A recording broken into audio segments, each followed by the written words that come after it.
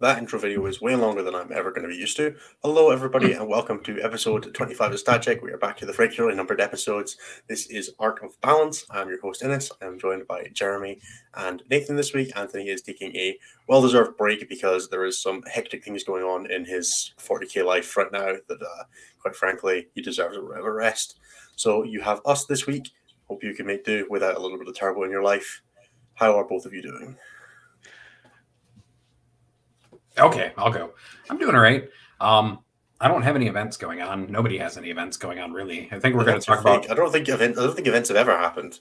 I think we're also going to talk about a grand total of one event this week before we talk about something. I don't really know what. Maybe we'll just talk about guard. We're going to just talk for another. We're going to do the same thing we've been doing for the last 2 weeks. We're going to talk about 40k in a vaguely generalized sense, and we might actually talk about 40k this week, as opposed to last week where we did a non-numbered episode.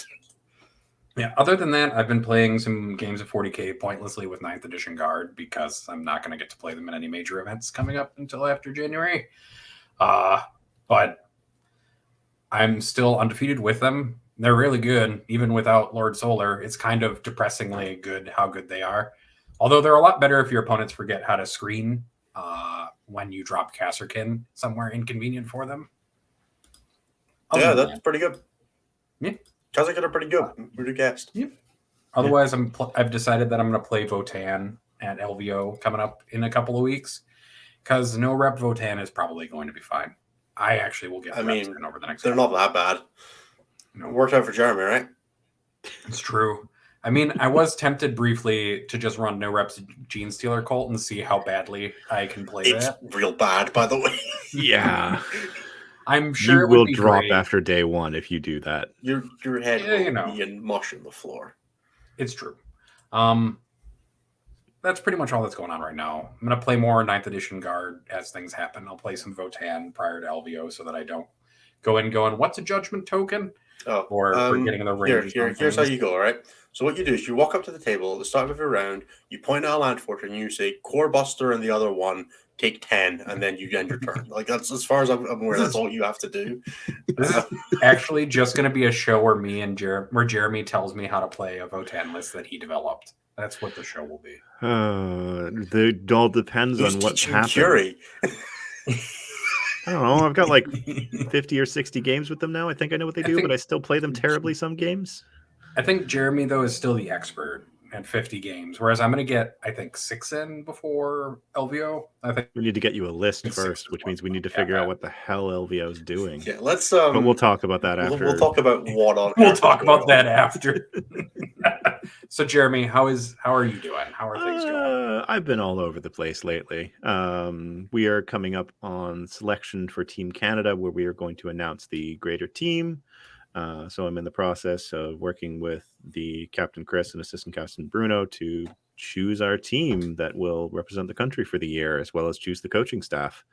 So that's been a whole lot of fun over the last couple weeks of holidays, trying to sort that out and make sure that everyone's on board and committed. And yeah, it'll be fun when we announce tomorrow. Is it tomorrow? Yeah, it was going to be tonight. I can't say anything. What were you doing tomorrow? That's one thing you can announce. Sorry, what? What are you doing? Are you coaching? I'm coaching, yes. There you go. That's just your sneak preview. I'm coaching for one more year. Next year, I will apply as a player. Good lad. I've done both. Coaching is fun, interesting, and engaging in all the wrong ways. Where I just sat there the entire time. I was like, "What's fucking playing?" I'm better than that. I wouldn't have made that mistake. I wouldn't have done that. As we've talked at length, I got vibe checked hard at War Masters, so I was perfectly happy that I was not playing at it this time. I mean, I got vibe checked hard my first year playing as well, and it never mattered because I was playing a dummy defender list, so it was fine. Fair. Cool. I suppose I'll do my one. I've also done F-all. I managed to slip my sleep schedule by about 4 or 5 hours over the course of 4 days, which was really rough to recover from in 2 days.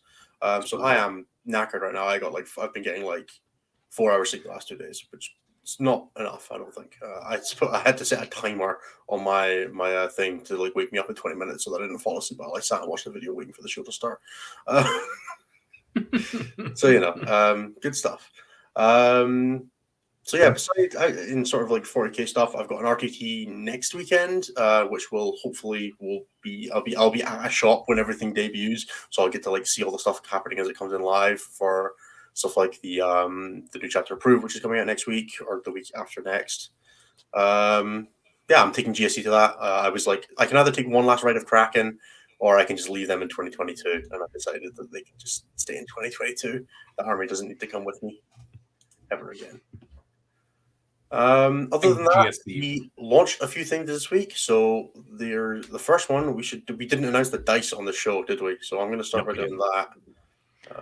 Share my screen. Do you want to pop the merch link into our chat, Jeremy, since you are the chat man? So there you go. Somehow we are sold out of objectives already, which is great. Thank you guys for that. The pre-order has sold out. I will have our lovely affiliate guy at the Red Dragon repopulate that, but we will have more objective markers available. We did not just do a pre-order of 10, we did a batch of 100, so there will be plenty of objective markers available. We just did the initial batch.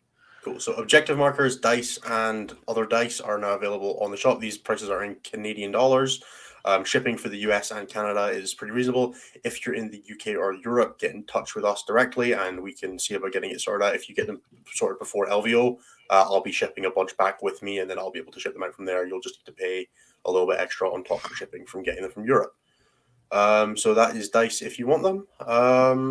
The other one is, I'm going to just close that, is we launched something people ask me about my bus. I'm going to go with Sam did it earlier. What happened to a bus? It's actually not a bus, it's a coach. And it's very important that you know that.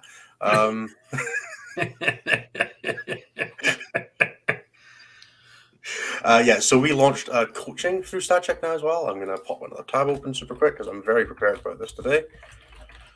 I know our website URL as well, right? That's definitely, I do. Cool. We made it easy.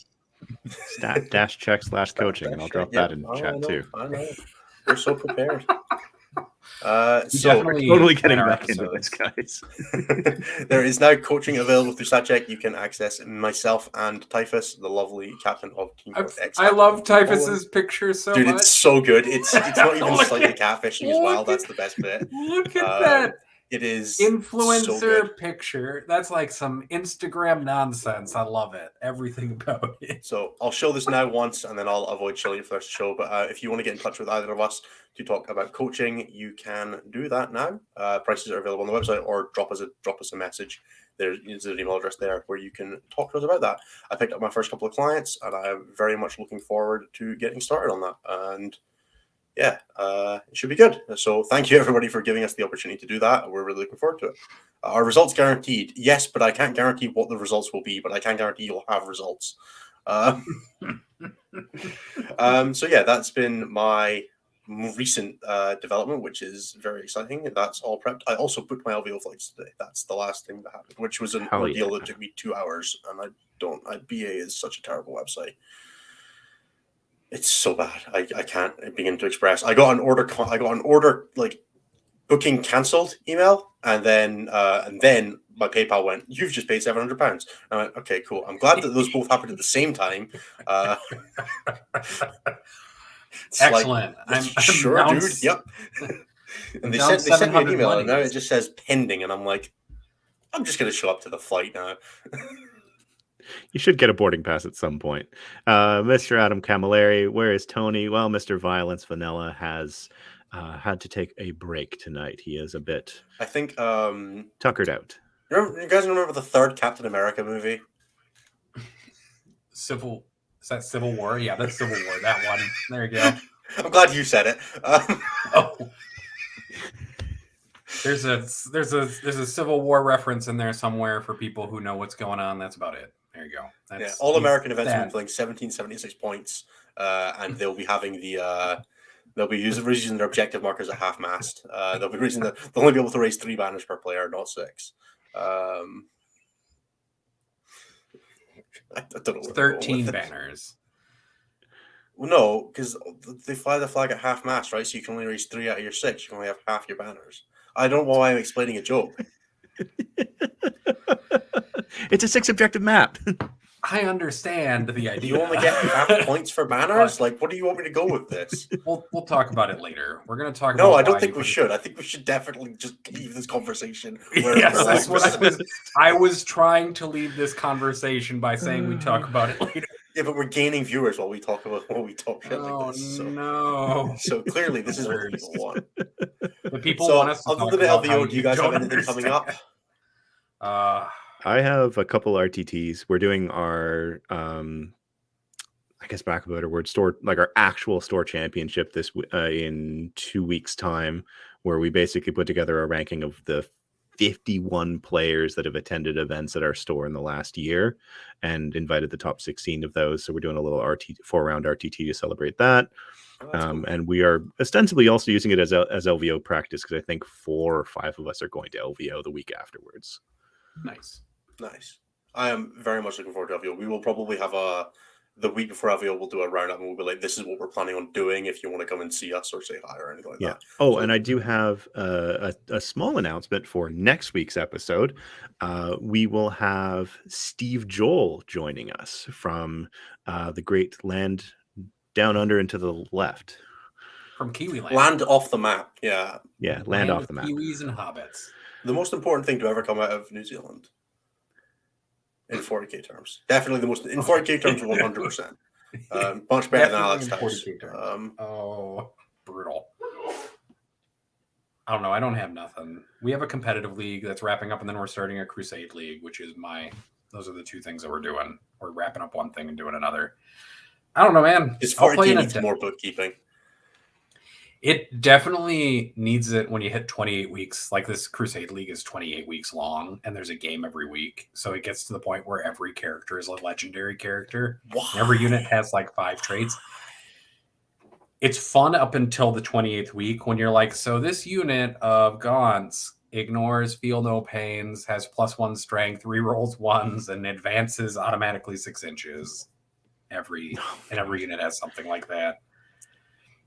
How much tracking? That's an Excel spreadsheet. You should definitely play GSC for that, because you can make mega Kellermorphs, and that's all you can make flying Kellermorphs. So I really mostly use the game to promote hobby, because the only prize for the Crusade League is a hobby prize. So if you do like the most painting and like have the best painted army, then you win a hobby prize at the store. So I'm playing guard because it motivates me to paint. Yeah, I bet that's why. I've won the hobby prize for every single one of them so far. So there you go. That's definitely an accomplishment. It's not making you a your more stuff is complete nice. player. I've painted a 2,000-point army in each of the leagues. How many buffs do your Kazakin have already?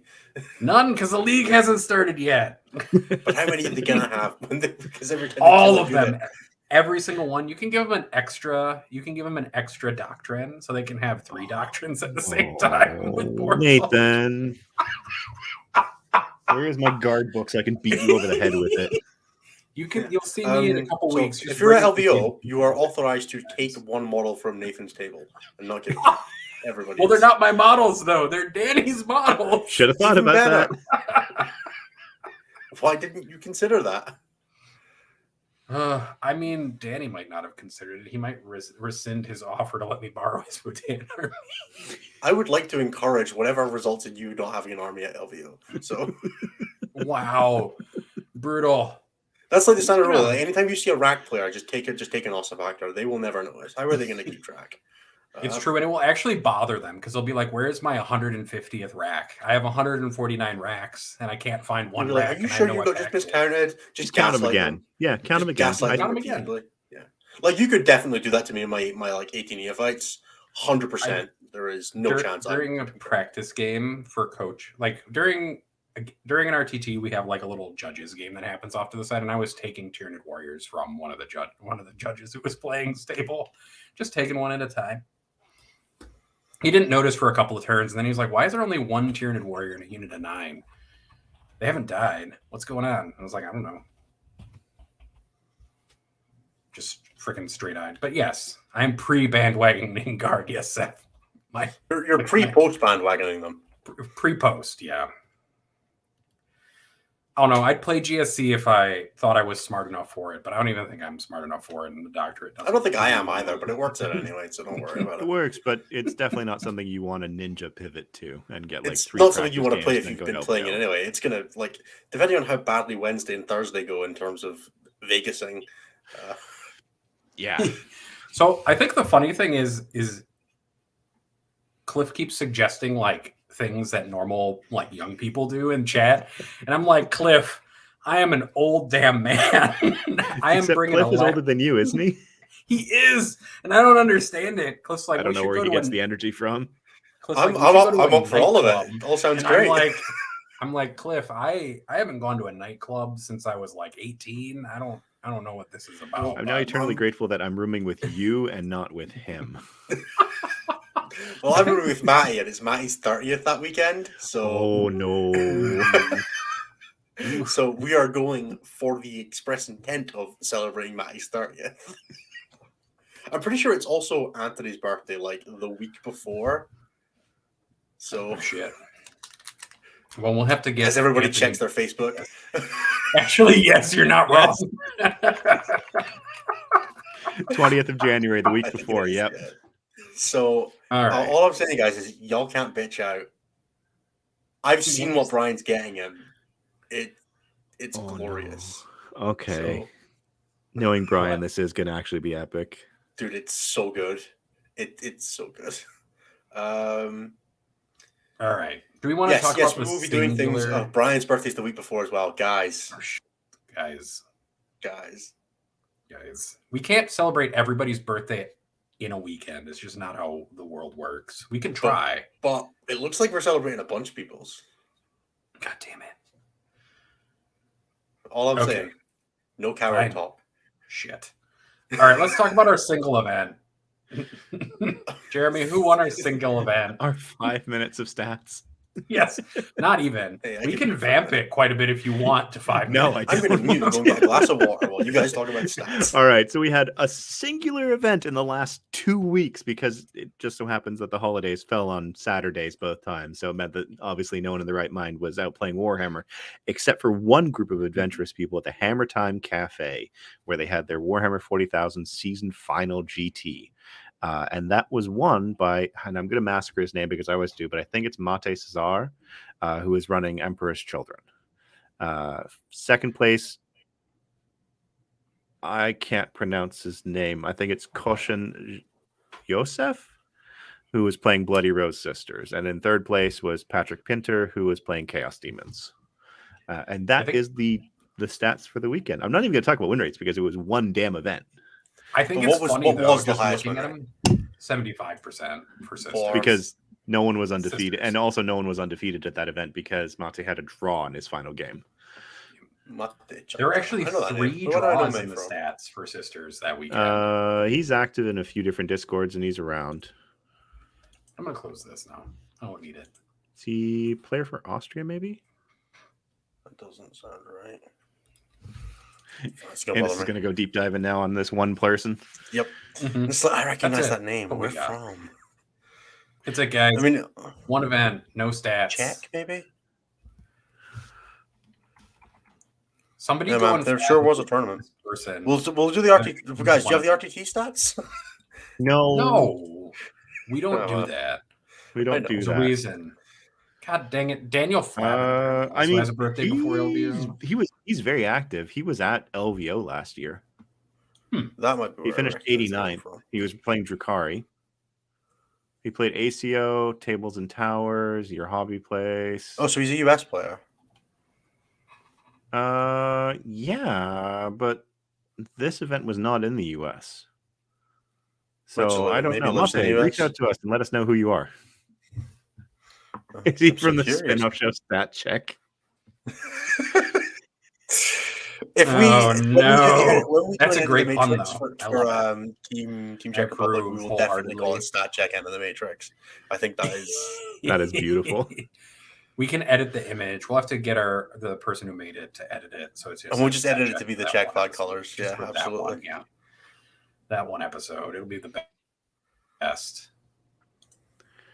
So now that we've talked about stats, what do we want to talk about? I We mean, want we to talk about Arks of Omen stuff. I Do we mean, want to talk yeah, I about suppose we boarding should. parties? Boarding parties No, looks we're not kind talking of about fun. boarding parties. We're not. Don't do that to yourself. It's a Too late. fun Friday night beer hammer format, is what I'm going to say about it, and I'm going to leave it at that. Definitely. Do you guys not do fun Friday night tournament practice? Come on, guys. No. I That's think it Thursday actually nights might for be us. fun. I am kind of sad that I can't just roll a tank commander out of a boarding torpedo into small ways. Let me take Like, a I night. get why I can't. My Yeah, faction is completely obliviated. I can't even run an armiger. Just a whole ass night just crunched into a corner and like inching its way forward. I like that they were like, you can have one fast attack. It must be flesh hounds. Yeah. And the reasoning was so funny. They're like, yeah, flesh hounds would be really cool in this format, running with Karanak down That the is hallway. definitely It'd be the great. format how they've done it. I like how you can take zone tubes and Venomos, but only one. Just one. Talk about the No second edge monsters. shock attack gun rolls. No, I don't want to talk. I don't want to remember the 8th edition shock attack gun rolls, man. And just say I that don't if you just remember what the walk up to second an 8th shock edition attack player gun and say rolls souped were. up shocker, you can just see the fear in their eyes. So Monte played at ETC in 2019 and I don't know where I 2018. recognize the name from. Who did you play for? That's what I'm trying to figure out right now. Something We're going to continue to not talk about leagues, unfortunately, at Gately Gaming. Yeah, we're not talking about leaks, but we could say Arks is going to for be Hungary. out for LVO, right? So with that, does that imply that we're going to have everything else? I don't What think. did you say? Sorry, He plays for Hungary. Hungary. Okay. Oh, that might be why. So he was really hungry for a win? I don't know. Fuck off. I got nothing. Be gone. Be gone. Yeah, he played Demons and Thousand Suns at the ETC 2019. It was a good list. Right. Yeah, 30 horrors would do that to you. I mean, do we want to talk about the Arks of Omen detachment then and kind of the weird Yeah, switcheroos because that we it said causes? we would do that last week, right? We So, did, but we we were never hoping did. that we would get a little bit more information from GW on what else this means, yeah, because we still don't know how any form of allies will work with it, and we Yeah, get I so many think- questions about that. I'm going to say right now we push it to one more We week. push it to when we know enough to talk Which- about it. Realistically, Pre-orders are Saturday for it, which means that the reviews will go up on Saturday, and we will have all of the information to talk about it then. Sumo Anthony is taking a well-deserved break tonight, partly because we have no events to talk about, partly because he is just exhausted. Team and America is having a thing at the moment. And Yeah. Anthony is become very involved with Team America. A meltdown. Their A North versus internal South politics movement. are always fun when it comes to WTC. America's having their first real go of it. Give them a chance. Fun. It'll be Yeah, fine. that's basically it. We have no advanced info, Mr. Blackburn. And if we did, we wouldn't be able to talk about it because we are not that kind of a podcast. We either lie about it or we tell you the truth, which is that I'll never get preview content again in my life. So And this has been we down gonna that road. we're never going to get Are we preview gonna- content. It's okay, guys. Are we going You to can tell trust that us because story? I've already burned the bridge for these guys. Corey, is that what we're going to do today? Okay, Are we gonna let's story do time? a brief bit of Arks of Omen. What are you excited to try with the new detachment? So for me, Just like ignoring the allies bit, just with the detachment, what are you excited for?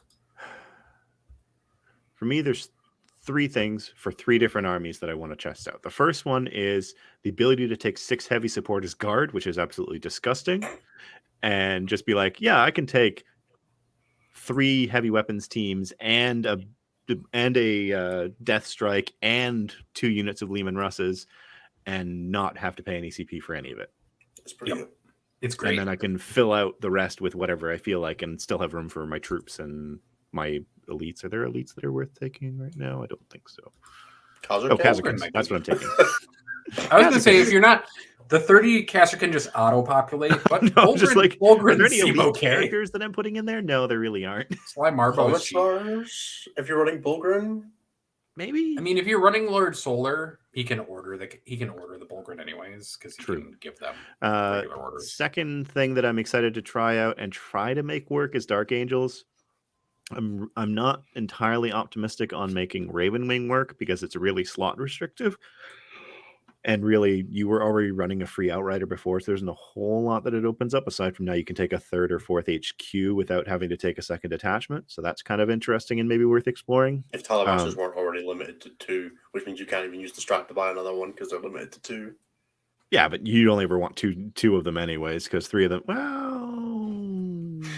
See, now he's considering having 3 of them, and Depends how many points, if they go down in points, and by how much.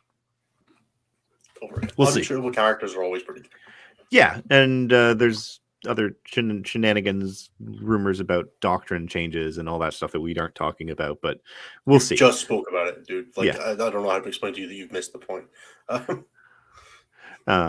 But yeah, the third one is actually with my AdMech, because the ability to take all those elites without having to take troops that I feel are overcosted is actually really fun.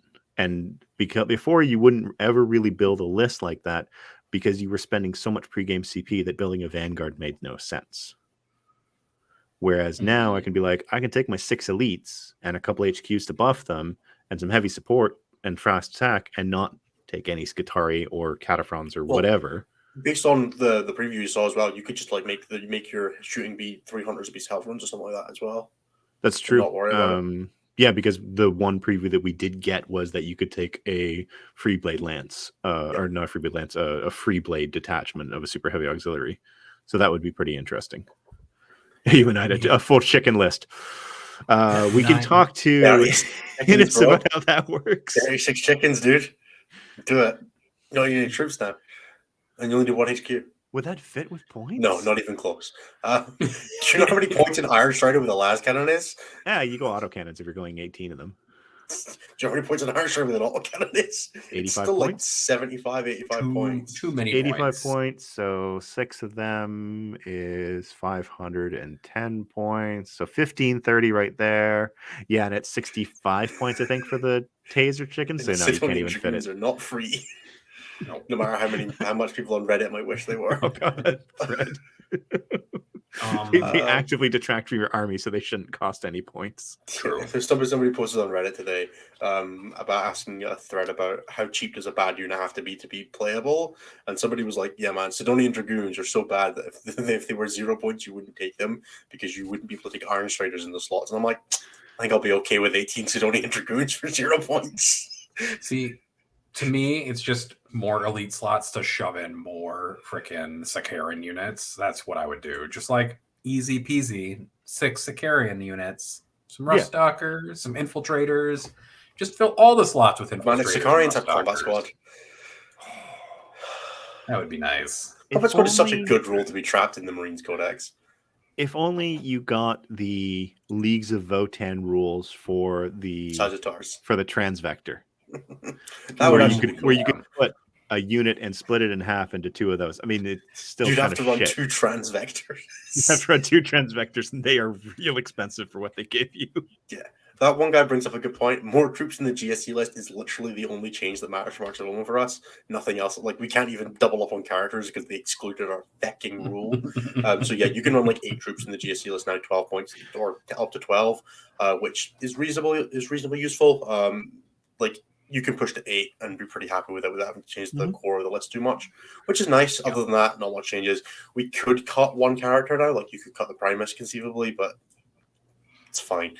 We'll probably F about with it once we see new points as well. We'll see if there's anything interesting in the space. The Brood Brothers detachment being free to ally now is almost interesting, but the Brood Brothers stuff, I'm not convinced there's a lot of cool stuff you want to run that doesn't just detract from the cross-targeting plan. The only thing I'm kind of thinking is like Scout Sentinels, because they're reasonably cheap. You can fit in like a guy to give them orders and then a squad of dudes and 2 squads of 3 Scout Sentinels in your patrol, and that's not expensive. Of course, don't forget the most expensive part: 2 units of mortars. You could also put 2 units of mortars in there, but I'm not sure GSC want mortars.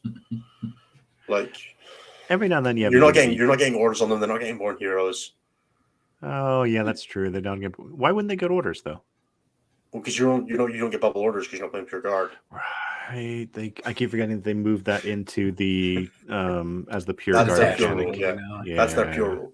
So you're like, yeah, you can get some stuff, but you're only reasonably going to get 1, maybe 2 orders at a push. If you want to run 2 HQs, so it's hard to justify when a lot of the stuff is kind of. They've done a good job of baking it into allies, but it's kind of made brothers kind of pish. What I am excited for is my favorite army for Space Marines, which is good old Iron Hands, because so badly as an Iron Hands army do you need to spend 6 CP pre-game to function, which is meant at the moment we're playing battalions. And battalions, I don't know if anybody knows this, battalions for Space Marines are goddamn trash. Because for Iron Hands, you've got to spend 3 on your Volkite Contemptor because you need to make it a character, you need to give a Warlord trait, and you need to pay 1 for the Vulcan existing. And then you want Rights of War and Vox Spiritum on your Primaris Lieutenant, and Target Protocols on your Tech, so that you can get rerolls on your Devastators and all that, and all Core and Obsec and all that cool stuff. That's 6 CP. If you take a battalion, you get 6 CP. If you don't take a battalion, you don't get 6. So the way that we used to build the list, which was like Patrol Vanguard, is just completely gone. Because we used to start with like, I'm pretty sure my Alveolus started with 2 CP, and that was in Nachmund. It was just terrifying. But now that we can basically cut troops, if there's an incentive to keep them in, you can keep in like infiltrators, you can run a sort of tactical marines, whatever you want. Tactical marines are nice because they fit in drop pods. But with the new strat reserve rules as well, Devastators being able to walk in from the board edge isn't as big a deal.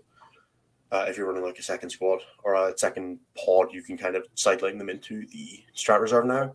So I'm excited to see what happens for Iron Hands. I think there's a lot of potential for some really interesting rules there. And being able to actually run the army again is the main thing, because they're so good at punching. Yep. Everybody wants to know, like, what's the best Combat Marines chapter? It's Iron Hands, baby. They have the best combat strats of any Space Marine chapter. Mercy's weakness is a hell of a drug. Really weird. It's the fact that you've got Mercy's weakness, and you've got Exploding Sixes to wound and +1 to hit, which is just... No other chapter has that in anything resembling a reasonable capacity. True. Like, I remember when I was playing the Lenin Ultramarines list, the like pre-game deploy, redeploy your Contemptors and your Redemptors and push forward with the bubble, with the Seal of Wolves and stuff like that. And the thing that always bugged me was there's just no way to make a unit, once it's engaged, you can't make a thing do more.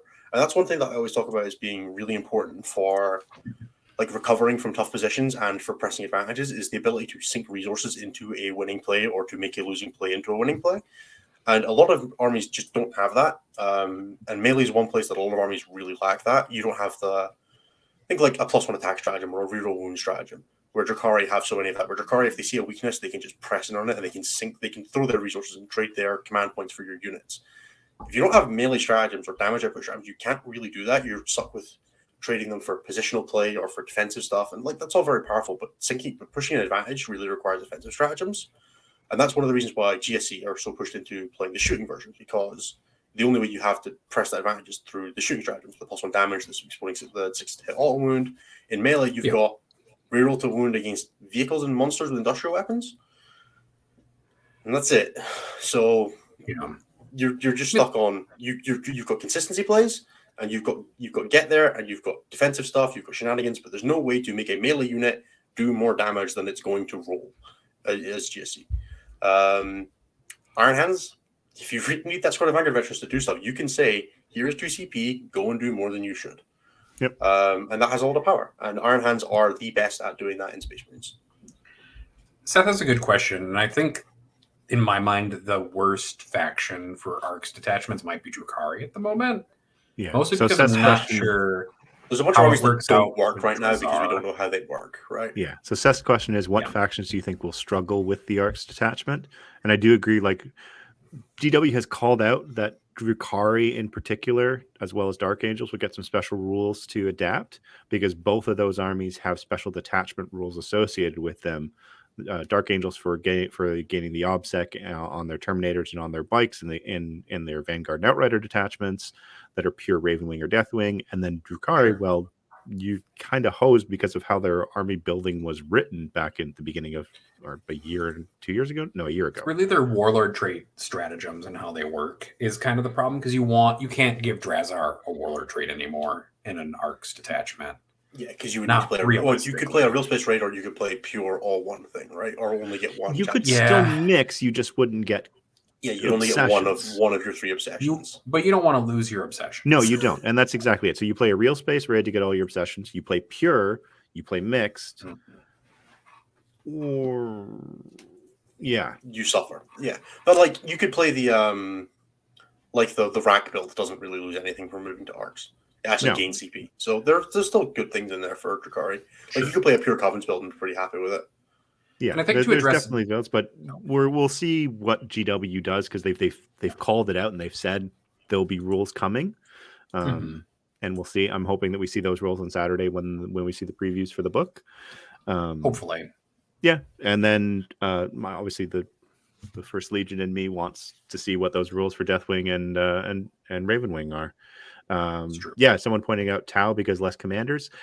Well, they previewed the strat to be able to take a second commander. So if you were playing running Tau set before and you're running double patrol to take 2 commanders, You're you paying don't one need to instead of anymore. two. You just take a Super single angle, detachment, you pay need 1 to do CP. So I think there's a lot of armies that kind of like surface level feel like they lose a bit. Like, yes, you don't have the option of taking four crisis to tire now or 4 commander tire now, but those weren't the lists that were doing well anyway, and those lists now need less troops. So I think they'll be fine. You can just plug in more Kroot Hounds now, really, right? Yeah, like you can just put in more Kroot Hounds instead you of get troops. more like Eldar quite like it because they get more fast slots without having to pay for it. I don't think there's many armies that get worse with Arks detachments. Tyranids quite like it.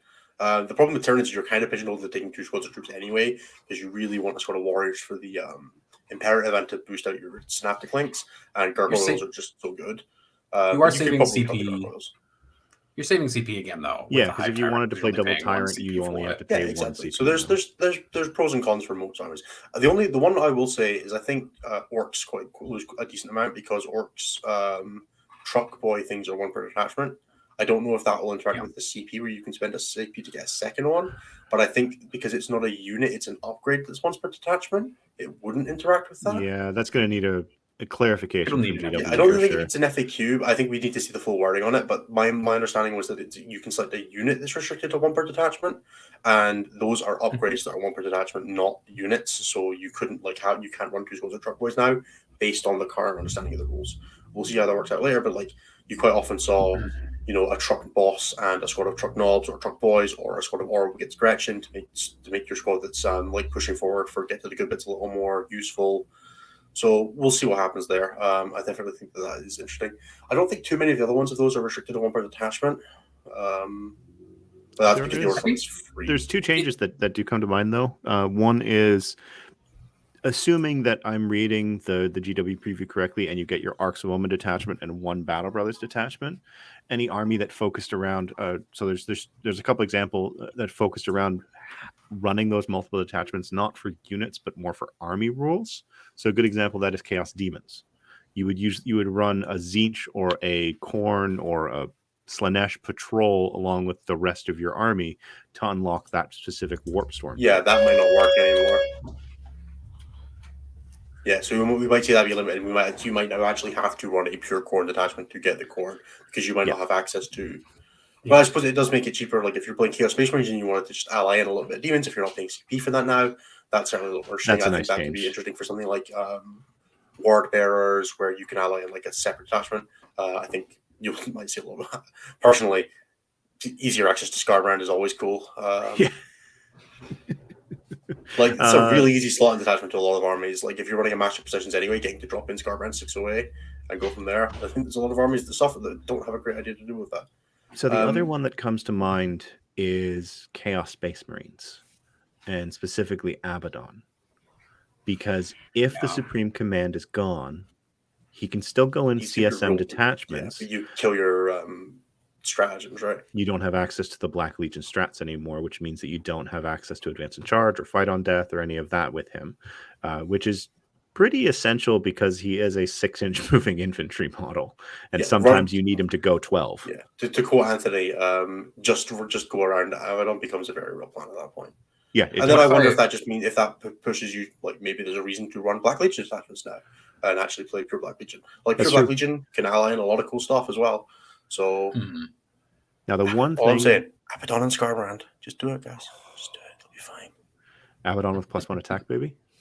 Yeah, that's what he needs. That's what he was. That's what Abaddon was missing was damage output.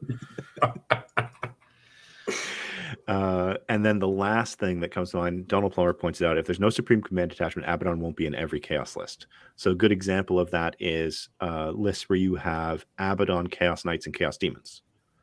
That becomes impossible. Yeah, that will not be a thing. Right? It genuinely disappears as a possible build, provided the information that we have is Arks of Omen detachment and Battle Brothers detachment. Yeah, which are from a limited restricted list. However, one thing I will say this is really good for is chaos war dogs lists, where you were typically running like 6 squads because you wanted the extra ability to split your deployments. You wanted some different options. You wanted more of the premium upgrades, which are 1 per unit, and obviously the war dogs come in units up to 3. So we saw stuff like Mikhail Duda's list from WTC was running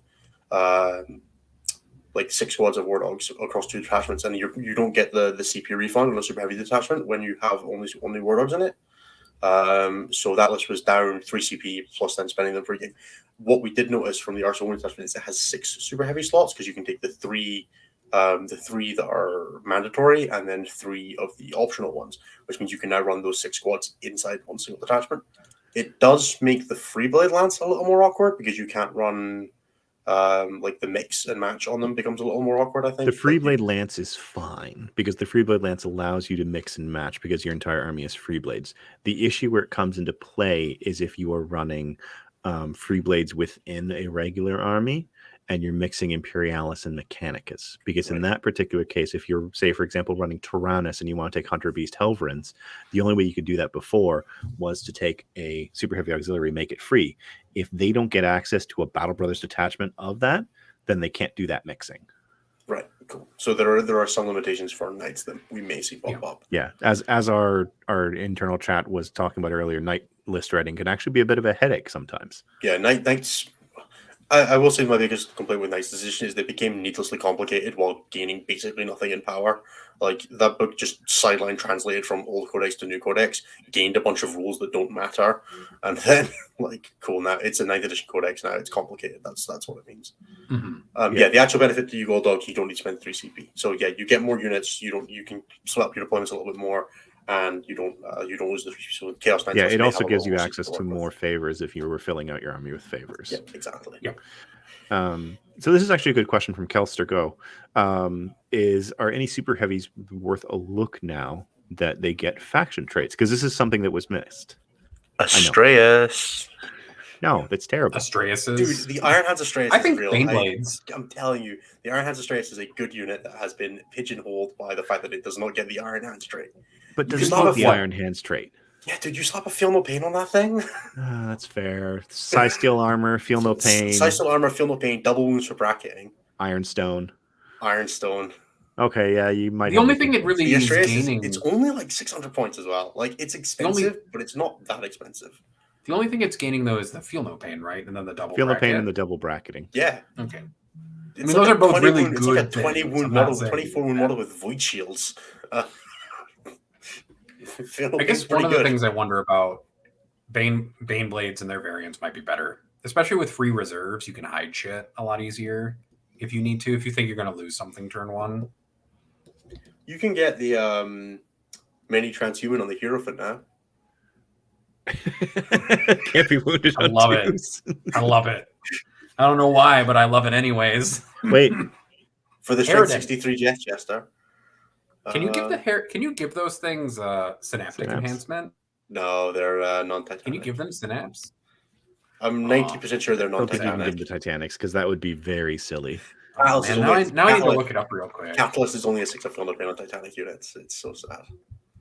I just need to look it up now. I need to look at this. I don't think you can because I was like really hyped for the Heroic Intervention Hierophant, and I don't think you can do it. Give me 2 seconds. I just gotta find it. Apparently, because I'm just like, do you know how big the Hierophant's base is? Like, you could Heroic Intervene anywhere with the 6 Heroic Intervention. Just so I Heroic Intervene to tank my opponent's entire army. Adam does raise a good point that that generally super heavies tend to be a bit too big for deployment, and most things are more efficient. Like a really good example. You've got Free Strat Reserve now, so it's fine. That's true. By the way, Free Strat Reserve. Let's talk about that. Sisters.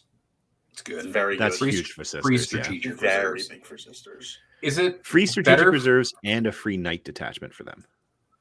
Yep. Do they need the knight detachment? And all of your 100 Beast Helverins with sisters fixes one of their biggest problems, which is being a 24-inch army.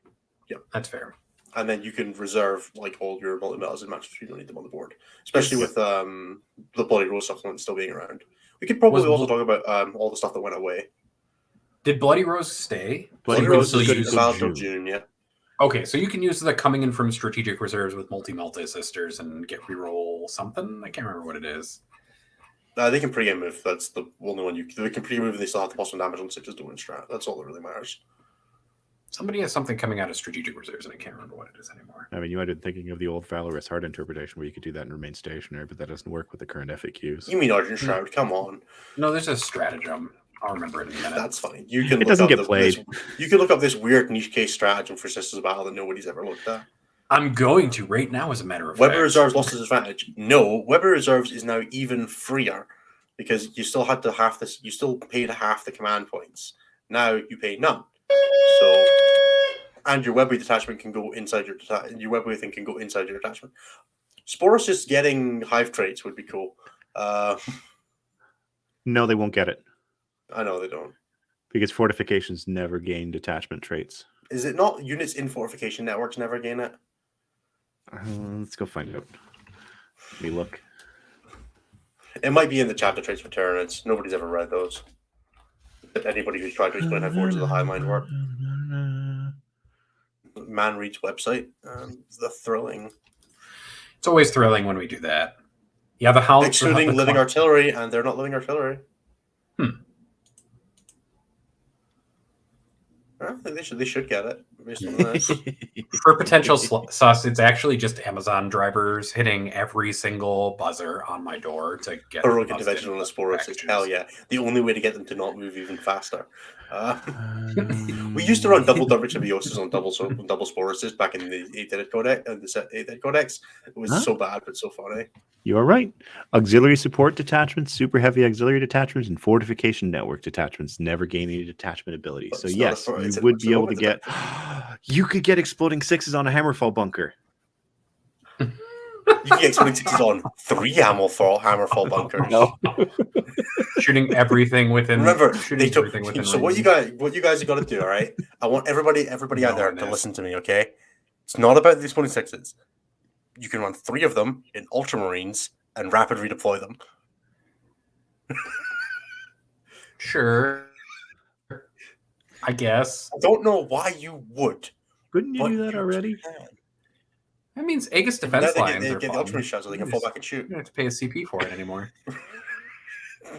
Oh my god. But it can't fall back. How does it shoot? How does it fall back? Done. You found the joke. Honestly. And it's okay, are there any random super heavies that are vaguely not ridiculous? Or Lords of War?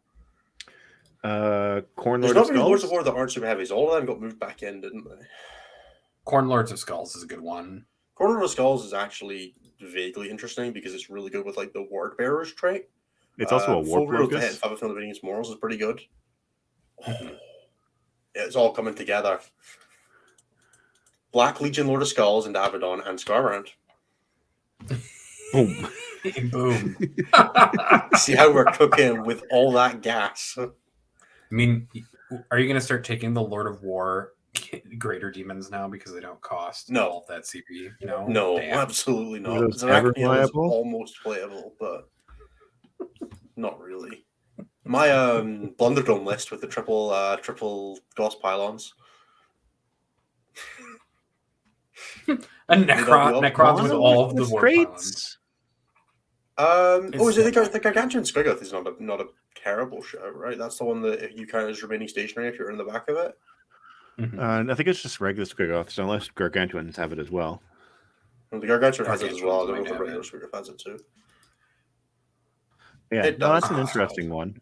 Maybe Brass Scorpions is right. Brass Scorpions with traits might be interesting. Yeah, Brass Scorpions. I like probably the idea of Brass Scorpions and Lord Skulls with traits. Wraith Knights is an interesting suggestion as well from Kelster. Yeah, man, you can give Wraith Knights Hail of Doom so their shuriken cannons on their shoulders do more damage. So, unironically, someone actually ran 3 Wraith Knights in Hail of Doom at GT that I went to about 6 months ago. It was terrible. It was very funny when he won the mirror against an Uthway player. And the Uthway player was like, yeah, I really see the strength in Hail of Doom now. Oh, you jackass. To which his opponent said, you realize this is a meme list, right? Like just taking the cover right off, and it's just like, this should not have won. Imagine losing to Triple Raid and being like, "Oh yeah, man, it's because of Hail of Doom." Honestly, Oh, can I Tau fit Super three? Heavies? There's just the Lord of War, the Taunar, right? That's it. yeah, the other two are just fly. The other ones are just flyers. The Tiger Shark and the Barracuda. Yeah, it's I mean, there's the Manta. The Manta. Oh, I The suppose Manta is a a single Titan. Storm Surge with traits isn't the worst thing in the world. what trait would you want on that? I guess Tau set for the hit and wound reroll. House Step, Farsight. Yeah. Free marker light within 12. It's not the worst. Within 9. Do you want to Within get 9. them that close to somebody? No, you don't. Well, the other thing is that you already have full hit rerolls on a Storm Surge. If you stayed still, you can yeah, run it. still. Now you can run at them and get a single hit reroll. Yeah. Remember, it's a pulse. Remember, it's a shotgun on that thing. Yeah, it's a very big shotgun that isn't very good. But it is a shotgun. Yes. I can see your GSC just leaking into this, though. You're like, GSC shotgun's good. Therefore, all shotguns good. Yeah, see, 24 range target is damage 12, and it's AP 4. Jesus, the regular one is AP 2. Enough. What the fuck? Enough, Innes. It's Enough. AP 2. The main counter on a Storm Surge is AP 2 at 24.1 inch range. I guess What is one this of the things to faction? consider is that all of that AP 1 and 2 stuff probably gets better if Armor of Contempt does go away. Hey, remember what we said we weren't talking about? Things that we don't know. That's true. Fuck's sake. That one's That's everywhere. yeah, I know it's everywhere. Everyone's yelling about Everything it. is everywhere, but we don't have to be validating it by pretending we know what we're talking about. Eh. We don't know what we're talking about, and we stand by that. We 90% of the time don't know what we're doing and are confused why all of you keep watching us do it. Hey, that's my Oh, joke. actually, You can't steal that. Shout out to friend of the show, Glarg, also known as Paul. His Tarantula Century batteries are now going to be good in Imperial Fist again. No, 'cause they're we get not. chapter Shut tactics. up. Did they not get Legends? Good. No, they still exist. They still get their twin heavy bolter. Oh my god. The You can Marine run book them has way too much Forge World Do you know what you can do, nonsense Paul? just You can stuffed Paul- away into it. Paul can run them in Imperial Fist and be really sad his doctrine's not real. Like every Imperial Fist player ever. I can't believe that's still a real unit. Oh my god. Remember when they released the Primaris Company Champion? I forget how many units Space Marines have. The Primaris Company champion is Legends. Was he Legends? Yes. So is Because that he new was a call, store that new anniversary call model. they previewed apparently? Oh, it's so sad. So is I mean, that he's new terrible call? anyway, but True. he's got a New Mastercraft calls coming power up with sword. Legends It's so one. sad. I don't know. All right, let's transition into something else that doesn't Yeah. require I'm just looking for the staring I'm looking for the at Transfer Warhammer Battle community. rules. Like genuinely question. do. Are they Why don't we talk fortifications about- now? That'll be why. They used to be fast attacks because you could fill brigades with them. Oh my god. I'm gonna pull it up show questions. Why don't you I do plugs guess. in this? Because you know what you're doing. Really? Hey everybody. Do it. There are 70 people watching us live right now, which is frankly incredible. So thank you to everybody who's watching us live. If you'd like to watch us live, you can check us out every week at Tuesday at 11 p.m. GMT and also various other times across the world, as indicated by my wonderful co-hosts. 5 p.m. Central Standard Time. 6 p.m. Eastern Time, 4 p.m. Some Pacific, some god awful time in Hawaii. I assume some it's like wonderful 1 time in a.m. Australia. I assume it's like 6 in the morning for Australia right now or something stupid like some that. kind of future Alex Taos time will tune for in right Australia. now with what time it is in New Zealand. And we'll ignore him. There we Hey, go. look at that! 12 o'clock New Zealand, 10 o'clock Aussie Eastern. So if you Oh, would like that's to watch right. us live I remember and the ask 12 us o'clock questions New and Zealand all that because, cool stuff, you can check us out at youtube.com/c/statcheck. If you'd like to support the show a little bit more, you can check us out at patreon.com/statcheck. And if you're interested in anything like dice or merch, there are links in the show description. And also, we have recently started offering coaching, which I will plug one more time because it's not a boss, it's a coach, to reference the joke I made at the start. So yeah, if you would like to get in touch with either myself or Typhus, we have started offering coaching, and you can get in touch with us at coaching at stat-check.com or on our website at stat-check.com/coaching. Basically, it's either at StatCheck or StatCheck/coaching, one or the other. Cool. We can't super chat until we have 1,000 subscribers. We're pretty close to that as well. So remember, like, comment, subscribe, hit the. I don't really care. We would love you to subscribe. Peter has offered to threaten the rest of us threaten the rest of you on our behalf. Does Innes have the rest of you muted? He's always talking over you guys. No, I just speak so much faster than them that my brain refuses to stop, and I just keep going and going and going. And they're tolerating it for 25 episodes, so they're just going to have to live with it at this point. It's also once Innes starts on the plugs, we can't stop him. So yeah, no, like if you stop, I will lose all momentum. We also just love Innes dearly, so we just like to let him talk sometimes. Otherwise, he just won't talk at all. They're basically my social care workers. It's true. We are basically your care network. You can also support us on Patreon, and that's about it. I plugged that already. Come on, man. No, did you? Yeah, I'm sure he did. Innes has been doing this for 20-ish episodes, not counting the few that he's missed. So I'm pretty sure he's got it down pat at this point. And I did all the ones on Flight Club as well. Show questions. Well, more important though, this guy, my name does not have an R in it. What the fuck? Innes just has a thing where he talks and he hates silence so much that if there's like a moment of silence, he gets really uncomfortable. Get your shit together. People want to give you money. There are like 6 ways you can do that now. You can check us out on Patreon. You can buy a merch. You can do coaching. You can just send us it. Like, it's fine. I'll give you my PayPal details. Like, I'm not fussed. Yeah, you can just send us money. I'll give you my PayPal. We don't recommend it. Like, there are better ways to do better things to do with your money, but like, you can. If you send me like a bunch of Space Marines, I'll be very happy at the moment. That's about it. I don't know. Looking forward to painting something that's not an Imperial Guardsman at the moment. Cool. We are going to jump into show questions. We're going to run for about another half hour, and then I am going to go to bed because I am shattered. So I'll give you live coaching. Discord. If you want to ask a question every week and get it guaranteed to be answered, and you can't be with a live show, the best place to do that, or the only place to do that generally, is to go into the Discord, where we will answer any questions that are asked as long as they don't suck. If you're in the chat live, we'll do our best. Do we just want to start with the first one, which is what is everyone's perfect? Hottest... I'm not opening that chat because I made it. I've got it open. It's fine. That's good. What is everyone's hottest takes on the whole LVO balance data slate and points fiasco? Do we want to talk about it? We don't have to talk about it. Okay, so I'm ready to let you go first. I just got told off for talking over people. I was going to give you the opportunity to, but anyways, so. For anyone unaware or who has been living under a rock for the last month, LVO set their rules deadline to be January 15th. List lock is January 16th. So you would have 1 day to incorporate any changes that happen to have occurred the day before, if that happens. 2 days because the rule. The rules aren't going to come out on. Yeah, but ignoring all of that. We have rumblings and rumors, and we know there's a new mission pack coming out now because it's seasonal. They announced it. It's coming out on. We know that there's we have a pretty good idea that a data slate and FAQ and points and all of that is going to accompany it. Now, FLG made the distinct announcement that they would include anything released up until that point, with the exception of the new missions. However, they've recently also come forward and said that they may be pushing the list deadline back and incorporating additional changes that come along, depending on what comes and what comes out. It has been a shit show. Like, it has not been good for the community right now to basically be bouncing around between rumors, speculation, not sure what you're running. Like, I'm in the process of just hobbying as many models as I possibly can because I have no idea what I'm going to be running in 3 weeks. Like, I have a list that is legal right now that I have no idea is going to be legal in 3 weeks' time because I have no idea what's coming out.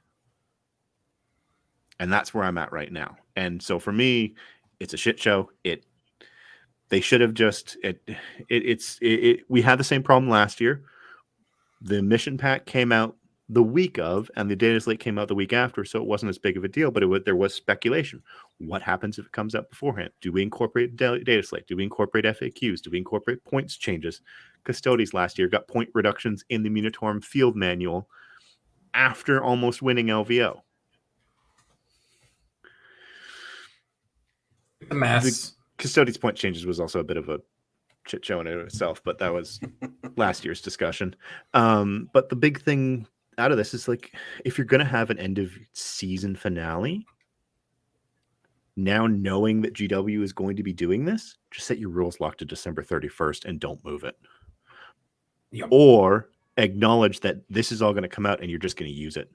And you're going to learn on the fly how to make it work and embrace the chaos that comes from running a 1,200 person event with brand new rules that no one has tested. I'm on Team Chaos. I just want to see everything come out. Watching you. I'm on Team Not That. Stop it. Stop it is my answer. I almost want to read this poem, but I'm just going to go with "Let the Lord of Chaos rule." I hope it's just hell. I don't care. It's going to be funny. We will help you adapt, Nathan. I'm spending like $2,000 to come to Vegas. I don't want it to be sane. I hate the two of you so much. So much. The most important thing is that I, as a player, think I'm better at adapting than everybody else, than the average player. So and we will find out if that is the case. I should be happy with the game being weirder. Now, what it's actually going to be is which group of players finds the broken combo first. It just is. That's going to be what it Probably the people who have had the rules for long enough and or play tested them. No, really? No, that doesn't sound right. No, having rules in advance is not an advantage, and it could never be an advantage. You should just play the army that you like, and then through better play, better yourself, and accept your 5-1. Go back to lifting weights, Innes. Jesus. Innes loses round 1 to white scars. Yeah, man, my white scars. All right, we're going to the next question because I hate this discussion so much that it's given me a migraine. What's your top pick for who can tackle new meta guard, or at least who has the best chance? I like how you skipped a question. I don't give a shit. I'm skipping any question I want. Ask the previous question. I need to know that. No, it's fine. It's the same thing as there's no way they can say... That's not a question. That's not a question. Okay, that's fine. I get that a lot. People are really bad at asking actual questions in the show question channel. There's no way they can say, yeah, data slate just dropped on the 14th, so we using it because vote giving some people who are flying in like 4 days to pivot an army. ... Surely that's not a question. Hey, dude, you're gonna have like 2 weeks if you can't, or 8 days if you can't build, buy, and learn an army in that time. Did you even really want the LVO win? Like, you have a month if you're a playtester. You do, yeah. So back to the question that I was going to ask. I'm so mad at everybody who's asking for chaos. I'm like, the only reason chaos works is if we have no playtesters playing at. The only reason I want it is because then I get to not play fucking Tyranids, and I really don't want to play Tyranids. There are a lot of people who are just tired of Tyranids. That's also true. I'm not playing GSC if Thousand Sons of Flamers are a thing. I'm not doing it to myself. You might, anyways. All right, what's your top pick for tackling 9th edition guard? You can just say an army. GSC kills everything. It's fine. Yeah, I honestly Iron Hands seem pretty good at killing them. Volcon solves all problems. Volcon deletes a tank a turn and then dies horribly. 2. How are you shooting the tank? How are you shooting the Volcon? Because the thing that drops down behind kills the stuff it's screening and then it dies. Oh, am I only shooting with one thing? I'm insane now, am I? Maybe. Cool, yeah. So they're not like infiltrators behind a wall or anything like that. Yeah, that's true. Infiltrators are a bit of a problem. Like, I'll just like leave my brain on the floor and then we'll go from there, right? Wait, Innes, that's not already what happened? All right. So Iron Hands with infiltrators and proper building and screening might work, is what I'm hearing. Deploying properly is a good character Kazakin, I hear. It is, actually. GSC works wonders. I will say that the biggest mistake I've seen in every match that I've played against Guard is that people have forgotten how to screen out deep striking, apparently. What is this, like early 8th edition? The most important thing to remember with GSC in that matchup is that, the tank can shoot out of combat, but everything you've got in combat with a tank wants to shoot that. So if you just tag the same tank commander with all 3 squads of bikes. Those flamers are kind of a rough business, I suppose. No, they're not. But those flamers are regeneration for next turn. All right, next question. How does Gene Stealer Cult beat Votan? Guns, shoot them with things. They might. What I honestly cracked. Yeah, so I've actually played this matchup multiple times with a coaching client, and it turns real quick because the GSC can just kill all of your scoring. Yeah, your scoring. They can't crack the forts. They don't. But need, and the only thing that's they left, just don't well, need to. the amount that it takes to invest into killing a fort doesn't make difference when you can just kill all their scoring in one turn and be like, you have 2 forts left on the table. Yeah. Do you know what's really fun is to charge a fort with all of your bikes, base it with a bike, and then put a character in that's lookout star protected, so they can't target anything except the bikes because the characters lookout star protected, and then they can't target outside of the combat either because they'll still be in combat with the character. Please don't teach people about that. I don't want you to. So, vibing off of this. Character and big guns and never tire shenanigans is always fun. Dude, I love it so much. I used to be vibing. I once lost a game because I accidentally based a broadside with 2 squads, so that he got to choose which one was closest to get the rural ones. I was like, fuck. Vibing off of this, what are Votan's toughest matchups? GSE, Thousand Sons of Flamers, Guard, Thousand Sons with Flamers, Iron Hands. Fair. I'm going to telling skip you, the man, it's questions that Iron Hands. involve us. I'm going to skip a couple things that involve us. Iron Hands are talking about everybody's these. toughest matchup. Just nobody plays Folks, Iron Hands. we'll talk about some of right now. these. There's so many Marine questions in here that we're not going to talk about until next week. The best melee, I remember one of them. The best melee Marines are going to be probably still Blood Angels, Iron and Hands. Iron Hands are the best mixed Marines. And Deathwatch. We're going to skip some more. If some of the rumors that are coalescing turn out to be true, Deathwatch are winning LVO. But we'll see what happens. All right, here's a good question. Now that I've skipped every Marine question that involves us answering God, I questions. fucking hate Space Marines that aren't Iron Hands. Which of you could eat the most eggs? How many and what cooking method? And then there's a vote underneath it, and I'll tell you the results after you say. I mean, it's Cliff, right? Dude's a machine, and he also probably eats healthy enough that he could eat an ungodly amount like that. It's funny because Typhus is in second place. Typhus looks like he'd break in a with 8 stiff votes. breeze. I don't think he could eat much of anything. But what is your favorite egg cooking method? Scrambled eggs that started out as a well-intentioned omelet but ended up as scrambled eggs. I'm a big fan of I went to soft-boiled flip it, eggs. but I didn't. But I spread it. I made it too thick, and it's just scrambled eggs now. I honestly Jeremy? don't know. I have no strong feelings one way or the other on how my eggs are prepared. Fertilized. I mean, some people do like that, but we will continue. If you had to pick today, which army do you predict will win LVO? Deathwatch. Not involving using leaks to make the determination. Tyranids, because I'll be playing them if there aren't the leaks. Yeah. Okay. Tyranids, T-Sons with Flamers. Maybe Votan, if they'd managed to dodge T-Sons and Flamers all weekend. And Tyranids. Yeah. All right, continuing down some more. Past some discussion because you fools can't use the fucking discussion. That was my Discord we that one's made. on me, buddy. It's okay. Oh my god, where am I going? I made a Typhus. poll. I knew what was going to happen. If your breakfast was a spicy condiment and an egg, which spicy condiment and how is the egg cooked? Just what is your favorite condiment? Go for it. Ketchup, because I'm a child. I do like a chili crisp. Chili crisp is my favorite utilitarian condiment. It goes on everything. Oh, Jeremy's Pizza. is so hipster, he's looking it up to figure out what it's called. I'm responding to someone who's DMing me mid-show, so my Yeah, bad. of course you are. All right, we're going to skip some more questions that are just half questions. Nathan doesn't like your questions, guys. Some of them are not questions.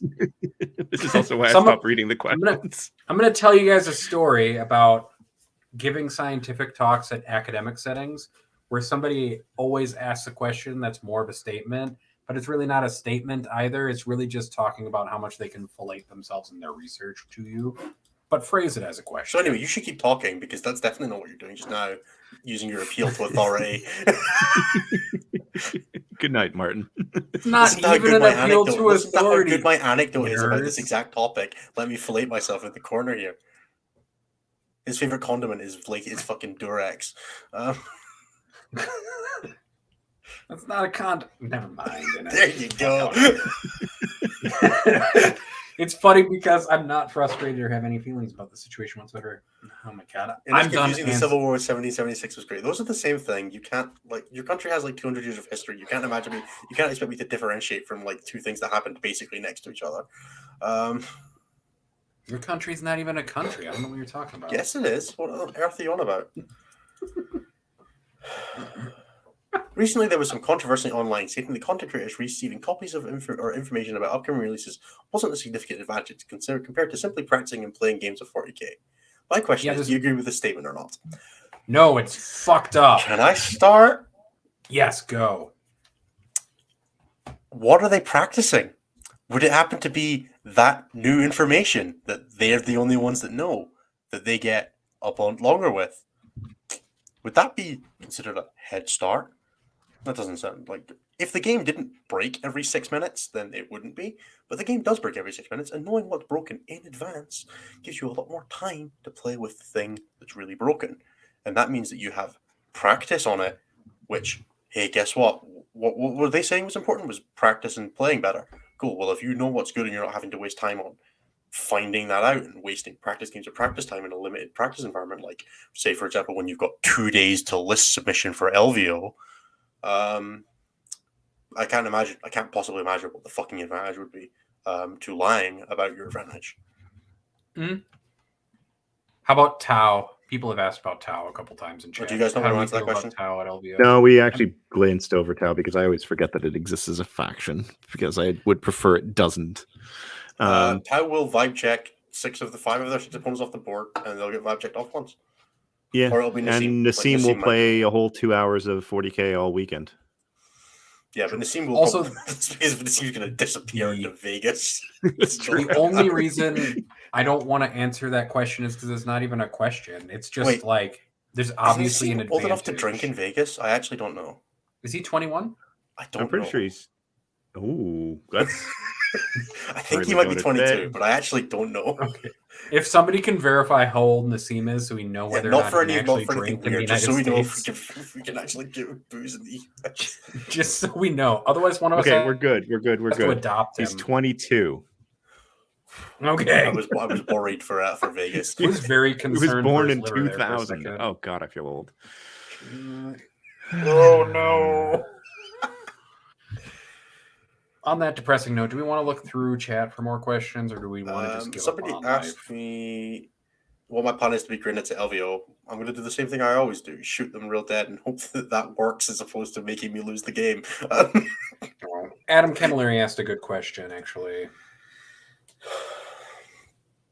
It'll be fine. Okay, cool. I'm retreating into team events as of February, so yeah, I'm in full WTC prep mode after LVO, so it'll be grinding out, learning what players can adapt the quickest to a new and changing meta, which is great because we're going to be in the position where we are evaluating to figure out who our travel team will be. And also, I've discovered that I'm running more events than I'm attending over the next 3 months. So you shouldn't do that. That's me too, actually, Jeremy, because I work with a group here that runs RTTs. I'm mostly just running RTTs. Like, I'll go to Adepticon in March because that's just a thing that I do while I'm here. But also the question was, was percentage-wise, how much worse will the next 3 months of Warhammer be post-LVO? I think it's actually going to be 6 months. I think the meta is just going to be garbage until 10th comes out. Y'all remember Gathering Storm? No. It was not good. During my break. It was not a good time. I've heard I think it was everything that was 7th edition, but also way more ramped up. It was eccentric, exciting. If you were riding the top of the roller coaster in one of the good armies, it was a really cool meta to be playing. If you weren't one of those, it was terrible. We're gonna have some of that again, I think. All right. There is one more question that we didn't grab in show questions. Who is one player you would least want to face in the final round of a GT? Brian, because he'll win like a bitch the entire time he's winning and then loses. I just don't want to play Innis because I know just automatically that my loss is kind of assured at that point. Oh, that's sweet of you. You could be playing Grey Knights, though, and then it's like a 50-50. I mean, for a serious answer, Aidan Higgins from Scotland has always been my bogey player. I think he's the person I've played in GT finals the most, and I'm like 2-8 into him. So, like, he used to always be. The joke was like I didn't podium an event for like a year because I would play Aidan in the last round and fall to 4th place for like 4 Scottish GTs in a row. Back when we were doing like 20, I just get like bounced into 4th place. I was like, if I just didn't play, and then anytime I didn't play Aiden, I had to come like second. It was like, for a real answer that's not just fuffing up Innes's ego, there's a local player who every time I've played, I have essentially lost, who had a kid recently, and so just removed themselves from the meta. Just removed themselves from the meta. He'll know who he is if he listens to this episode. That's all you need to know. For me, I mean, there's the players that you just don't enjoy games against, but like in terms of like one that would give me pause and make me wonder about and get in my head, it would probably be my friend Francois, because the two of us trade games fairly reliably, but in events he has been more successful than I have this last year, and he's usually been the one loss that I have at GTs the last little while. So if it was in the final round, I'd be a little annoyed to be like, I just needed to dodge you one more round, Francois. Well, there we go. Here's our the little thing for the YouTube comments. Tell us about your local player that you never see that figure game against. It's always your bogey game. We would love to hear some interesting stories about that. Right. Do we want to wrap it up there? Because I think we are broadly exhausted of questions. What do you think about the Votan Patrol with the ability to use? No, I don't think that's very good. I don't think like you might see Berserks, but I don't know. Most armies have a good enough in-faction option. Martine went to bed. Don't verify his question. Martine can message me. Play good. If you go to bed and then ask us questions, we're not going to answer your question. I think that's a fair. He's in the Discord. He could have asked it in the Discord where we would have answered it. But he went to bed and announced it and asked it in the question chat. And if you join the Discord, you have access to us all the time and can ask us all sorts of questions. Martine's in there. That's the worst part. He chose to ask it in the place where he knew we could skip it. I was trying to turn it into closing out the episode, MS. You could do that. You could just try and end the show. I could. Thank you, everybody, for joining us for this episode of Stat Check. We're going to cut it a little bit short because we are broadly still in the drought in between from Christmas and New Year, which means there's not a lot of events to talk about.